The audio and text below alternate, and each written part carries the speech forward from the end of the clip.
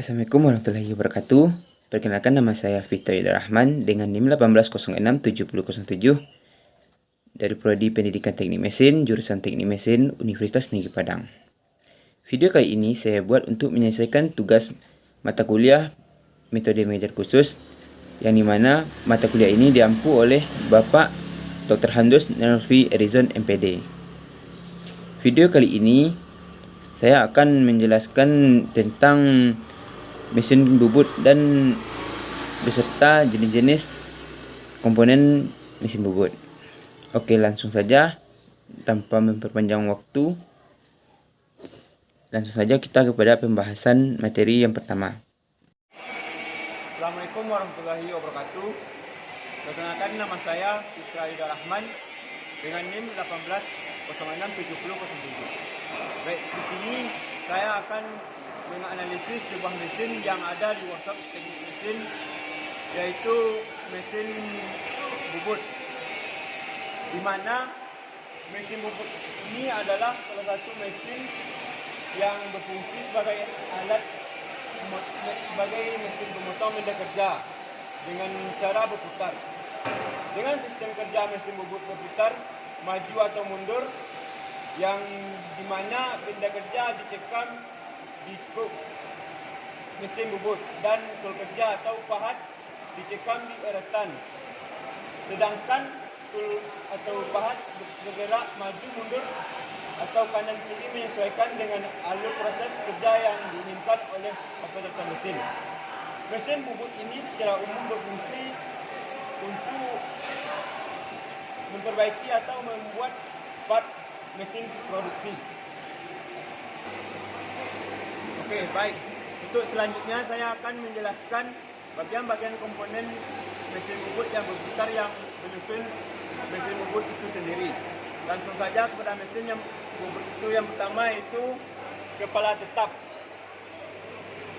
Pada kepala bagian tetap ini terdapat poros mesin yang memiliki fungsi sebagai dudukan cekam, yang jadi saat poros ini berputar, maka cekam otomatis juga akan ikut berputar.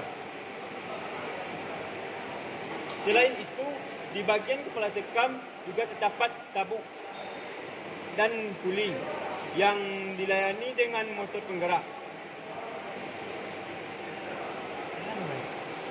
Adapun perubahan arah putar dan kecepatan mesin bisa terjadi karena adanya puli yang telah dilayani dengan poros roda melalui roda gigi transmisi dalam kotak roda gigi ini. Yang perlu kita ketahui, jika ingin menggunakan mesin bubut ini, maka putaran mesin harus arah dengan mata pisau alat potong yang digunakan. Dengan begitu sayatan besi atau benda kerja yang diinginkan bisa dilakukan dengan baik dan benar. Selanjutnya itu motor penggerak, seperti yang terlihat di sini, yang ada di sini. Bagian motor penggerak ini bisa kita jumpai di bawah gearbox. Fungsinya yaitu untuk mengubah energi listrik menjadi energi mekanik untuk menggerakkan semua komponen yang ada pada mesin bubut ini. Selanjutnya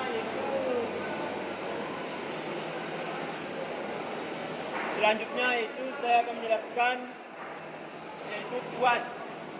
Ini tuas atau gang. Adapun fungsi dari tuas ini atau handle ini ada beberapa macam fungsinya yang saya ketahui. Yang pertama itu untuk meningkatkan kecepatan spindle, dan yang selanjutnya itu untuk membina arah pemakanan,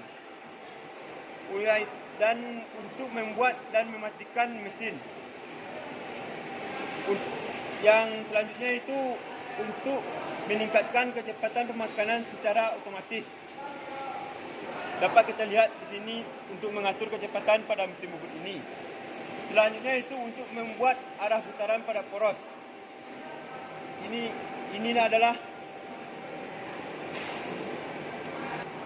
adalah tombol untuk mengatur putaran poros. Selanjutnya, tombol penghentian darurat dapat kita lihat di sini. Ini seperti yang ada di sini. Tombol ini berfungsi untuk menghentikan mesin.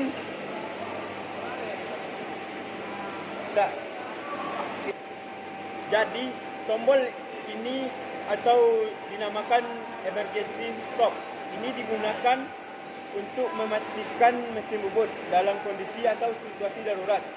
Adapun tombol darurat ini memang dirancang khusus untuk mendukung keselamatan kerja dalam kondisi-kondisi tertentu. Nah, selanjutnya komponen yang selanjutnya itu kepala lepas. Kepala lepas ini ditempatkan di atas mesin atau di sebelah kanan mesin yang dikencangkan dengan baut dan mur. Adapun gunanya sebagai tempat penahan ujung benda kerja yang sedang dibubut maupun sebagai tempat penahan berada di tempat yang digunakan. Seorang operator bisa dan menggeser bagian kepala lepas ini di sepanjang alas karena di bagian porosnya terdapat lubang tirus. Dapat kita lihat yang bisa dipasang mata bor dengan tangkai serupa. Kepala lepas ini terdiri dari dua bagian utama, yakni bagian alas dan badan. Jadi bagian ini dikencangkan dengan 2 atau 3 baut dan bisa digeser kedua dibutuhkan. Selanjutnya eretan. Dapat kita lihat di sini. Eretan pada mesin pada eretan ini pada mesin bubut terdapat 3 jenis eretan. Dapat kita lihat yang pertama itu eretan lintang. Bagian ini berada di atas eretan pada posisi kedudukan melintang terhadap alas. Maksud dari gerakan melintang ini di sini adalah komponennya yang bisa mendekat dan menjauhi operator ketika diputar secara manual maupun secara otomatis. Fungsi dari eretan lintang ini untuk membantu tebal tipisnya pahatan yang dilakukan dengan memperhatikan skala ukuran yang sudah disediakan. Selanjutnya itu eretan atas atau gerbang atas porosan menjemuk. Eretan atas di posisinya ada di bagian atas eretan seperti yang terlihat di sini. Eretan lintang yang dikencangkan dengan 2 baut. Ini dapat kita lihat di sini. Posisinya diputar atau dirubah 360 derajat menyesuaikan kebutuhan. Pada eretan atas ini terdapat rumah pahat seperti yang terlihat yang menyertainya, yang mana memiliki fungsi untuk membuat tirus dengan sudut yang besar dan digerakkan secara manual. Nah, selanjutnya dudukan pahat. Bagian dudukan pahat ini berada di atas eretan atas. Sama-sama kita bisa lihatnya, yang berfungsi untuk menjepit pahat saat proses pembubutan dilakukan. Adapun secara umum dudukan pahat ini dibedakan menjadi 2 bagian. Yang pertama itu standar tool post. Nah, pada kali ini saya akan menjelaskan standar tool post. Seperti kita lihat ini. Standar pos dudukan ini menggunakan ganjalan sebagai pengatur ketinggian mata pahat. Sementara untuk mengencangkan pahatan ini dilakukan dengan cara memutar baut-baut yang ada di bagian atas tiang pahat.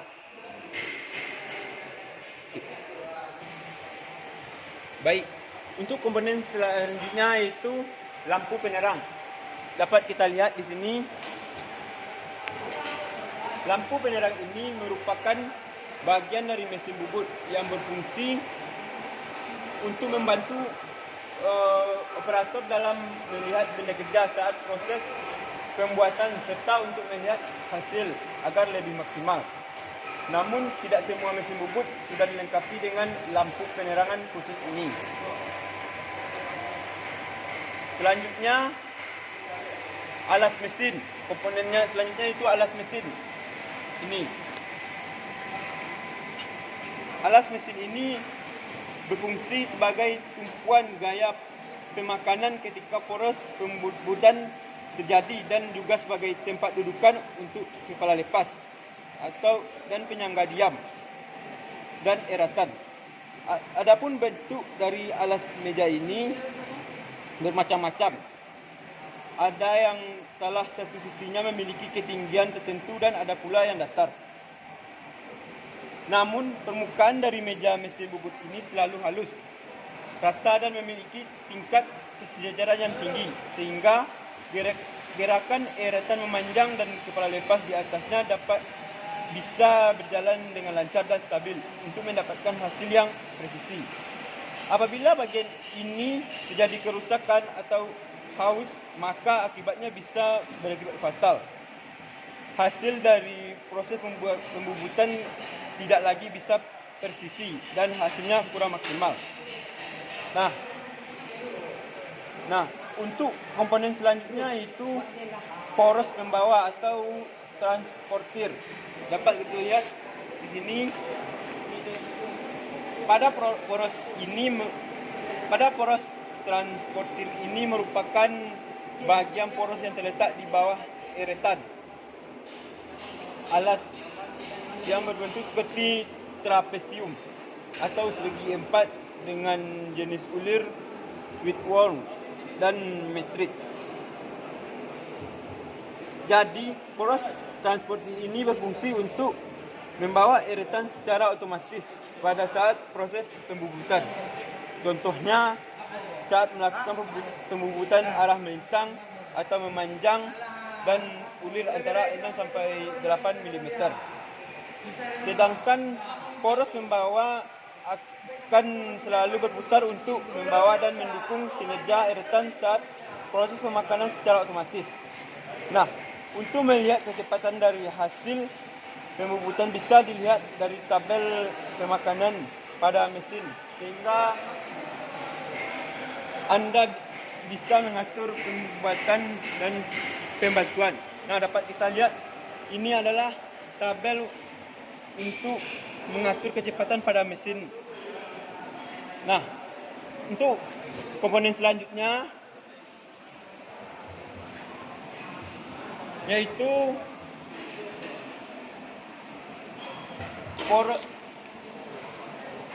untuk komponen selanjutnya yaitu alat pencekam. Ini seperti yang terlihat di sini. Maksud dari alat pencekam ini adalah bagian yang digunakan untuk mengikat benda keras saat akan dilakukan proses pembubutan. Di bagian ini terdapat dua jenis cekam. Yang pertama itu cekam utama, yang merupakan alat perlengkapan mesin bubut yang berguna untuk menjepit benda saat proses pembubutan terjadi. Jenis ini bisa dilihat dari rahang atas terbagi atas dua buah, yaitu cekap sepusat dan cekap tidak berpusar. Cekap sepusat adalah cekap yang mengikuti salah satu rahang digerakkan, maka bagian lainnya akan ikut bergerak menjauhi pusat sumbu. Oleh karena itu, jenis cekap ini bisa digunakan untuk menjepit benda yang bentuknya sudah silindris.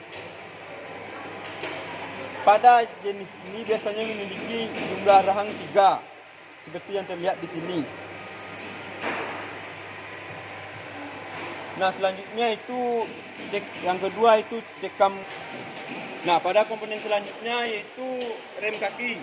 Ini seperti yang terlihat di sini. Bagian ini digunakan untuk menjalankan saat putaran mesin di cara tertentu proses pembubutan ini. Jadi, operator dapat membantu kapanpun digunakan, termasuk dalam kondisi darurat sekalian. Mungkin itulah analisis yang dapat saya jelaskan pada video kali ini. Kalau ada salah, saya mohon maaf dalam penjelasan ini. Saya ucapkan Assalamualaikum warahmatullahi wabarakatuh.